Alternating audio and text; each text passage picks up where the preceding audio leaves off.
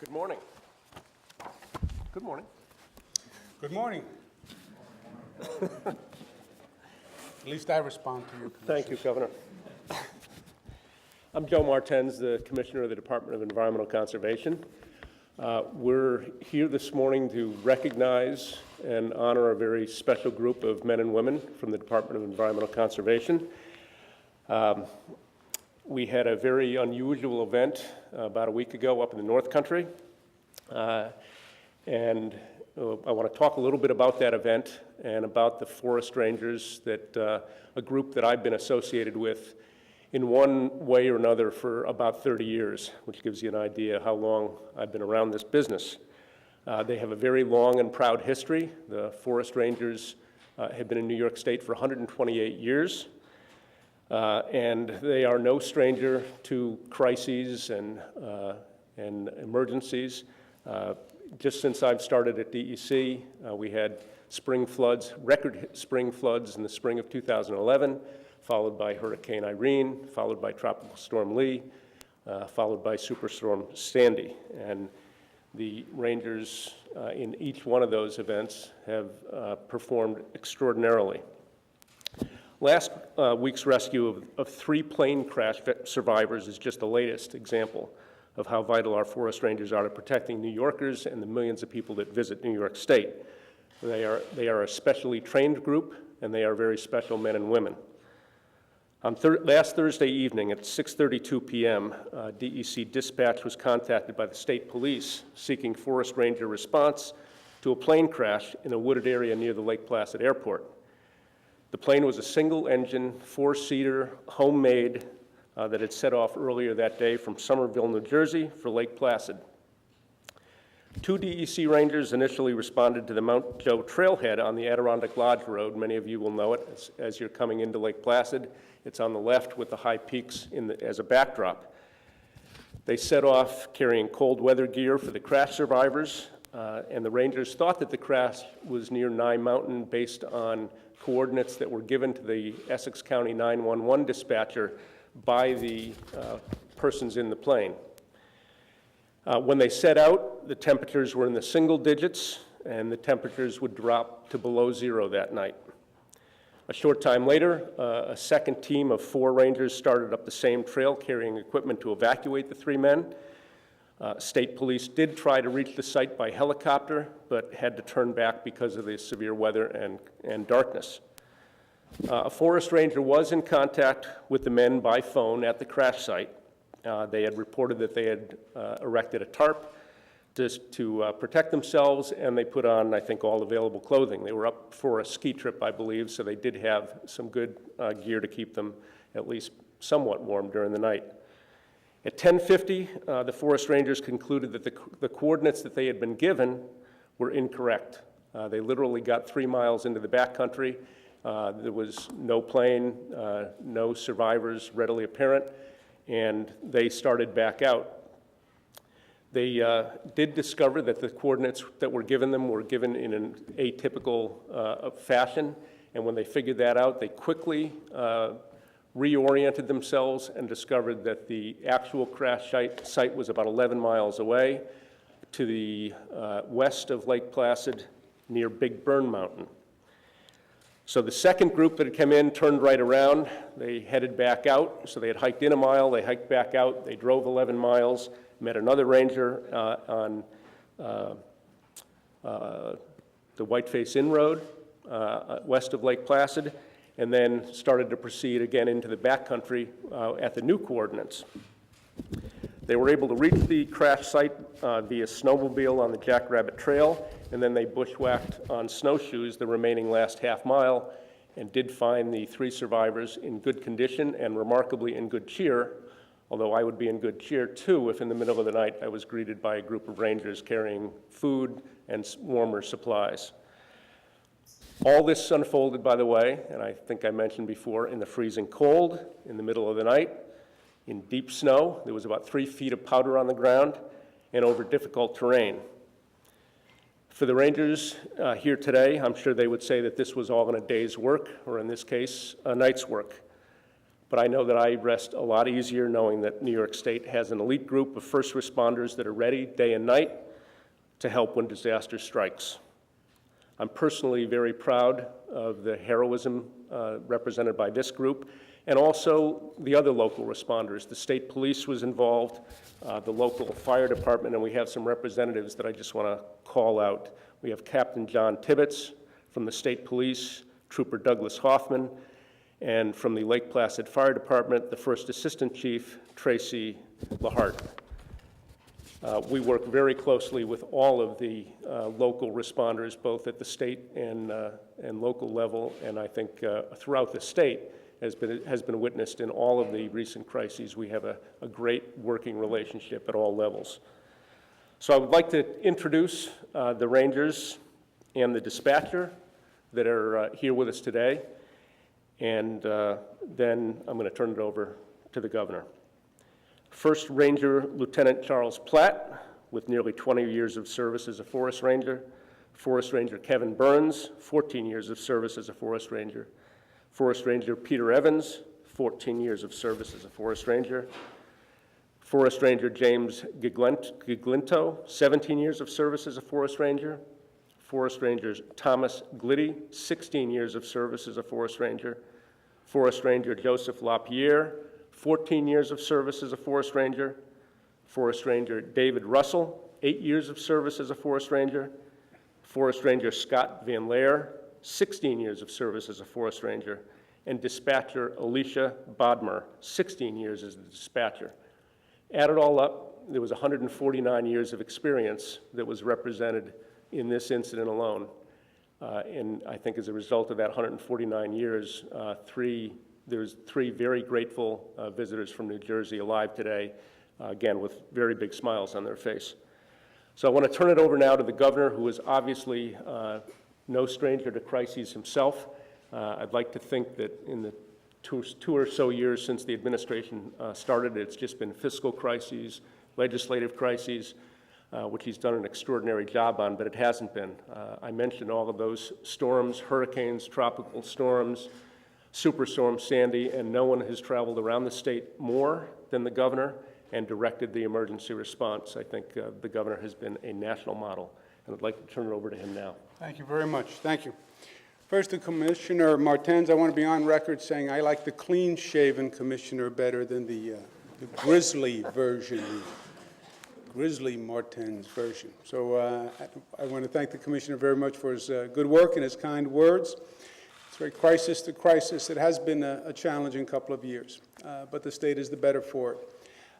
But congratulations to all of you.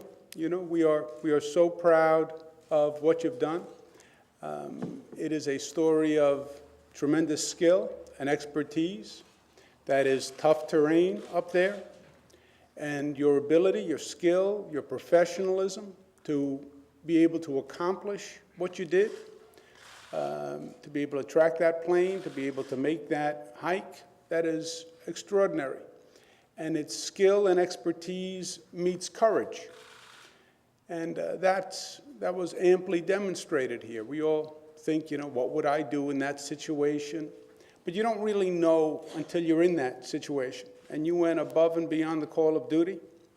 And that marriage, that combination of skill, expertise, and courage saved lives. And that is just not an overly dramatic statement. That is literally correct. And that's really the greatest honor that we can bestow on any individual, to actually save another individual's life. It also reminds us that this is not a once or rare occurrence anymore. The people who work for this state, public service now, in this environment, with what we've been going through, as the commissioner was going through the number of crises, there is, I believe, a difference in the climate, and these extreme weather conditions are happening more and more, whether it's Irene or Lee or Sandy. And the number of first responders we have in this state and the extraordinary job that they do and the sacrifice they make day in and day out is something that we should remember today. People sometimes don't appreciate how important government service is and how special it is when it is done well. The Commissioner used the word that I am fond of, which is pride. Public service, I believe, is one of the most honorable and rewarding occupations. And when it is done well, it is a beautiful thing. And when you are with people who do it well, it is a beautiful thing. And it is a point of pride. And the public service in this state, what you've done, makes us all proud. We're proud to be part of this state. We're proud to be government employees. We're proud to be public servants. And we're proud today to bask in your reflected glory of a really outstanding achievement. So, congratulations. And thank you for the hat. Let's give him a round of applause, please.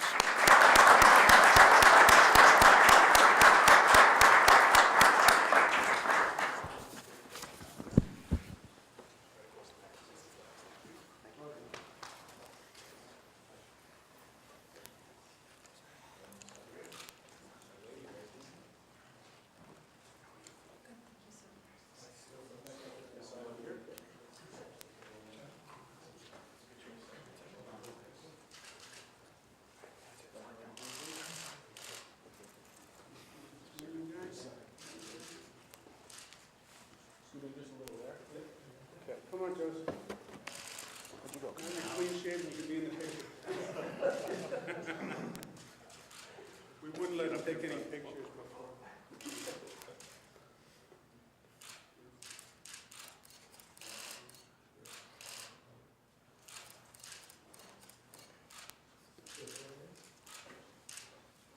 Smile like those three guys from Jersey. Yeah, that's exactly right. Great. Well done, gentlemen. Congratulations again.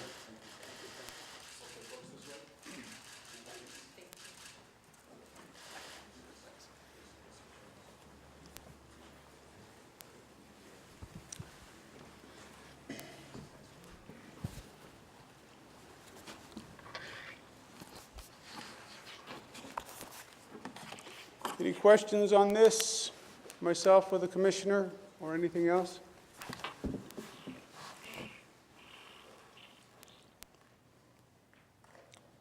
Commissioner, could you give us an update on where the review is for hydrofracking? Obviously, the health department's it's in their hands, I guess, at this point. Can you say where things stand? The Department of Health is still reviewing the SGIS, and I expect to hear back from Dr. Shaw sometime shortly in the future.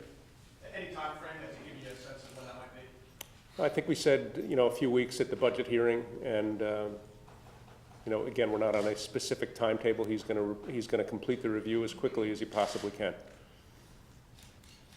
Any plans, Commissioner, on doing public hearings again on this subject?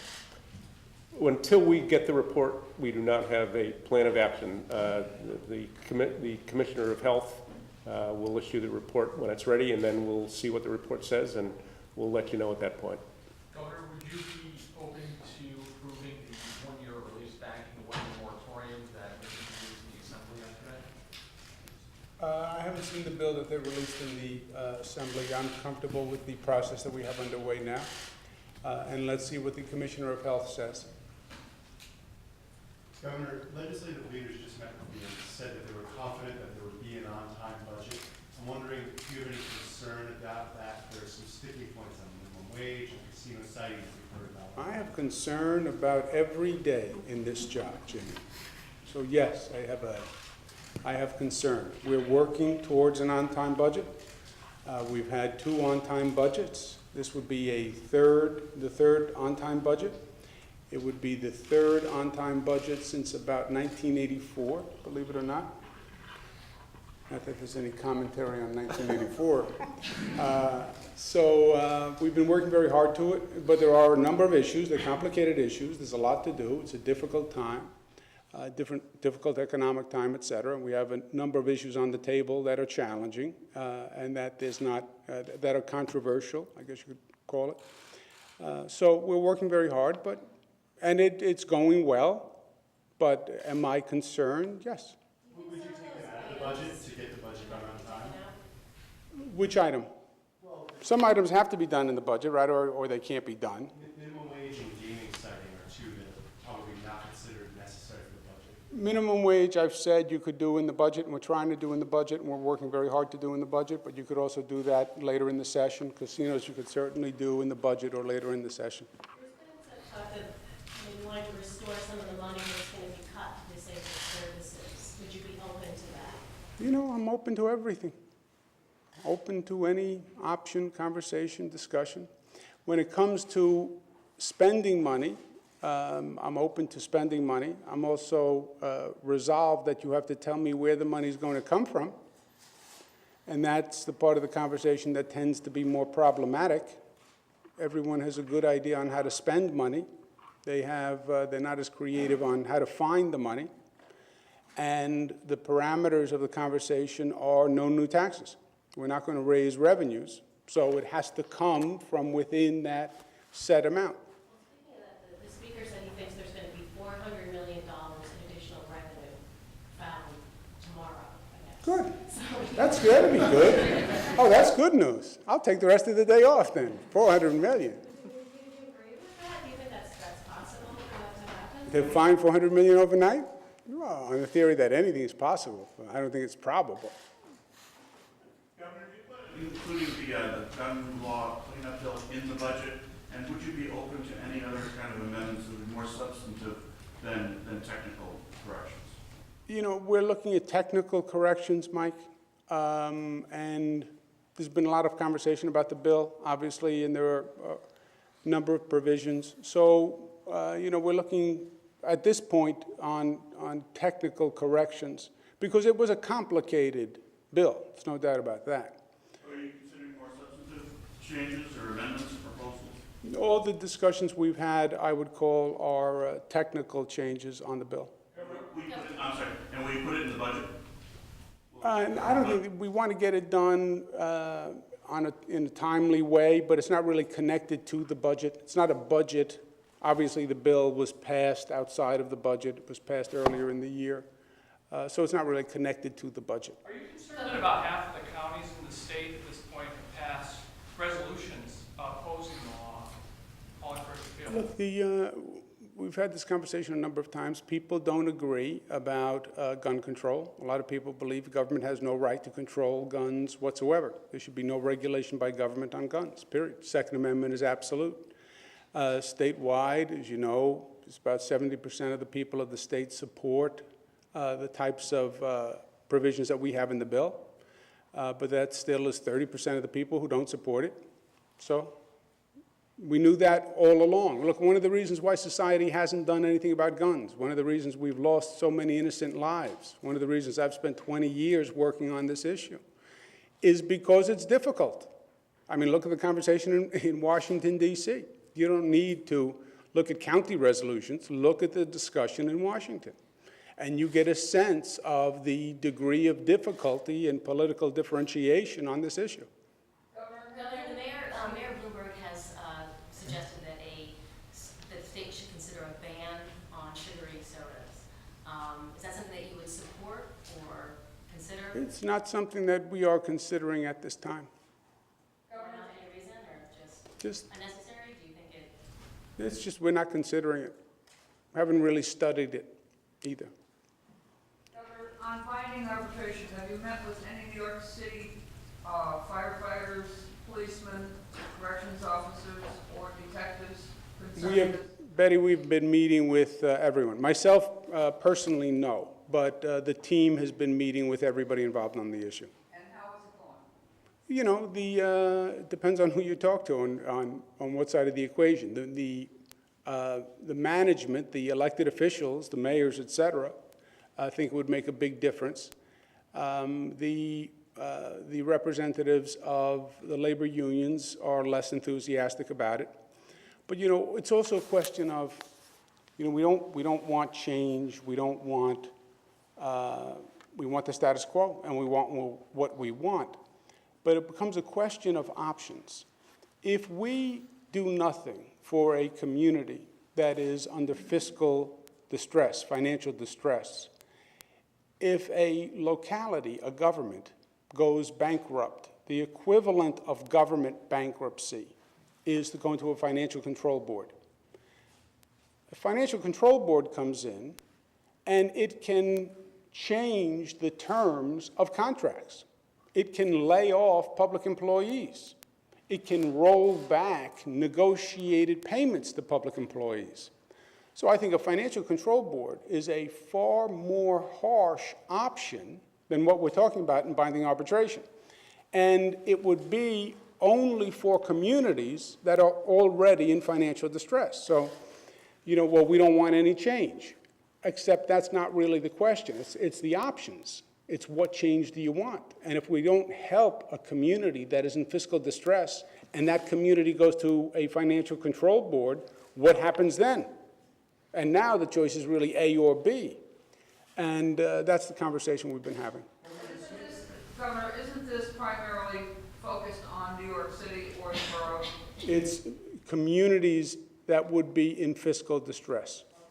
Governor, the speaker said that he'd like to see an amendment to the gun law that would allow for movie productions to use perhaps either facsimiles or actual, quote-unquote, now assault weapons that have these high-capacity magazines, I assume, with blanks. Are you open to that? Yeah, that's one of the corrections we've been talking about.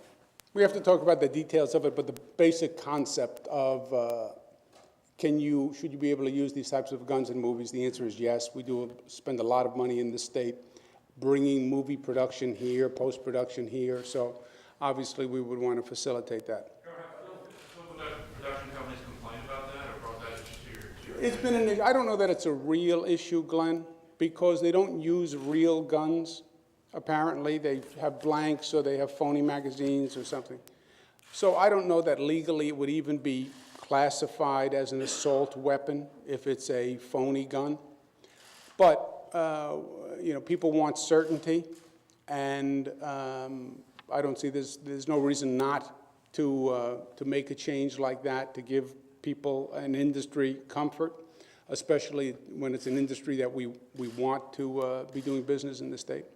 Governor, your 3-day amendments include an expansion of the availability for the stable rate pension proposal. Given some of the criticisms of that plan, was there ever any consideration to altering it? Any consideration into providing more mandate relief than what was initially proposed? The mandate relief. We have provided more mandate relief than any state administration has in modern political history in this period of time. And the fundamental fact is localities have to deal with their finances, Nick, and we can't do it for them. And unless the economy turns around rapidly and the tax revenues go way up right away, they have to make hard decisions.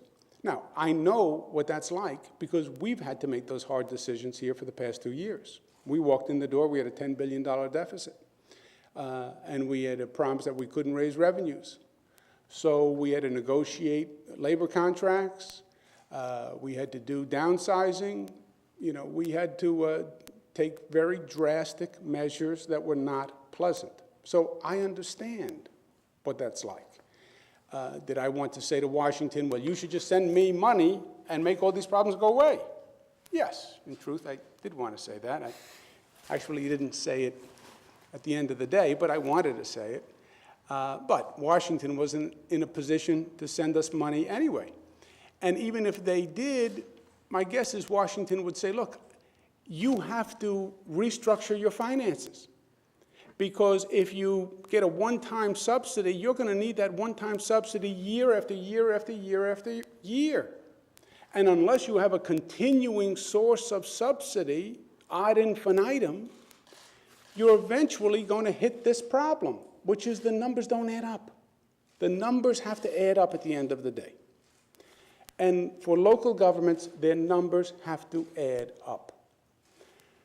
Well, can you give them help? We are giving them help. That's what the Medicaid relief pickup, et cetera, is.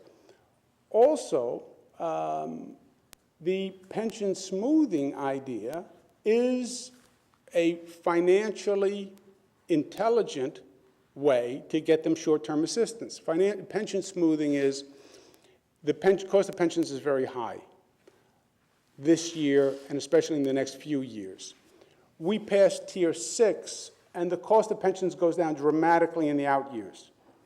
And the pension smoothing is a financing vehicle where it basically takes the low rate that you would pay in the out years and the high rate that you're paying now and averages them out. It's the difference between an adjustable rate mortgage and a fixed-term mortgage, 4% for 30 years. It would smooth, stabilize the rate, bring it down in the immediate years and up in the out years. Basically like a fixed-term mortgage. And it's an option. If they don't want to take it, they don't have to take it. If they want to take it, they take it. It brings down, for many cities, the cost in the next few years. So it's an option. If they don't want it, and if they don't need it, you know, God bless them, Nick. It's up to them. Governor, now that New Jersey has passed a law allowing online gambling in sites of casinos, is that something that you think New York could consider, or that could be worked into any legislation? It's not something we're considering because we are considering casinos. And that's an issue that we're discussing, and that's the issue that we want to focus on. Governor, FEMA released an audit today asking Erie County to pay back $48 million in disaster relief from 2006 winter storm. Do you have a reaction to that? I didn't even see it. FEMA did an audit of Erie County, did you say? Yes. $48 million. $48 million in disaster. That is a big number and would be a big problem. So I'll take a look at it. I hadn't heard about it. Governor, Friday is the sequestration deadline. Do you have any thought or any sense of if that does happen, what that would do to the state's budget, particularly the budget you're about to adopt? You know, Glenn, I think it has already done. I think it has had an effect. Maybe not a financial effect, but I think it's been another period of instability and uncertainty. And I think that rattles the consumer and rattles the investor. You know, I think it's important that people feel confident that the government is working well. It's part of what we're talking about today. Public service done well. We talk about the performance and the pride. People have a sense of confidence. Something happens to me, the state police will be there, DEC will be there, the Rangers will be there. Well, there are tough financial issues. Well, my elected officials, they're going to figure it out because that's why they're there, and they'll figure it out. And I have confidence and trust that they're going to figure it out. And this sequestration plays out, and it's the exact opposite message.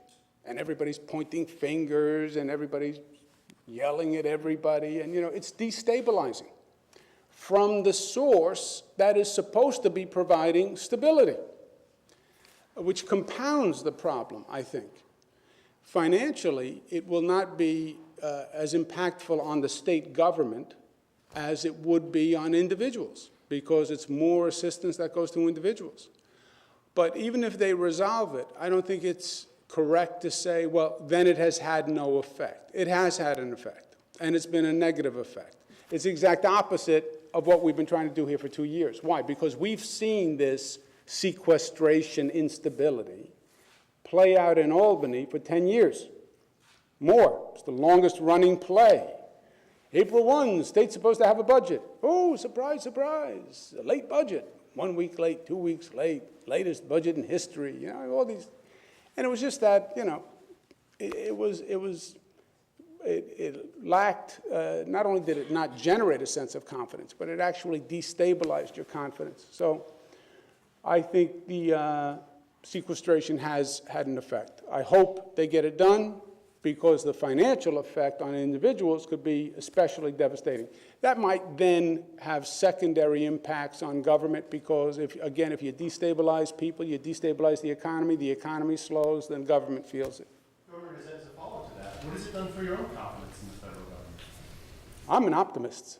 That's why I'm in my job, Jimmy, because I believe we can get it done despite all odds. So if you have confidence in the federal government, you just suggested that this kind of thing should give citizens a lack of confidence. Look, you can turn around Albany, you can turn around anything, right?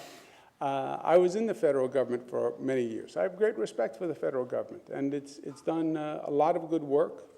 I was part of an administration that did great work. I have confidence in this president. So I think they'll get it done, but this process in and of itself has taken a toll.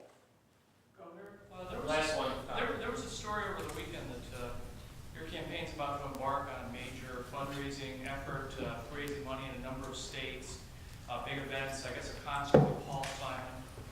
What's that all about?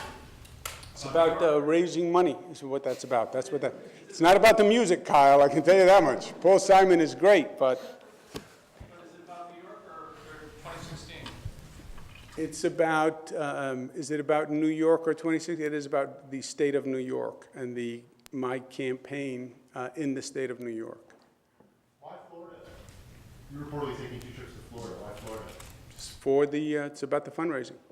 Yes, but that's not the state of New York. No, but there is potential fundraising for me in the state of Florida, hence Florida. Governor, you said you can turn around Albany, you can turn around anything. Does that mean that you feel you're the man to turn around? I was talking about the Daily News, was what I was thinking about. That's what was in my mind, Glenn. Okay. No, Daily News.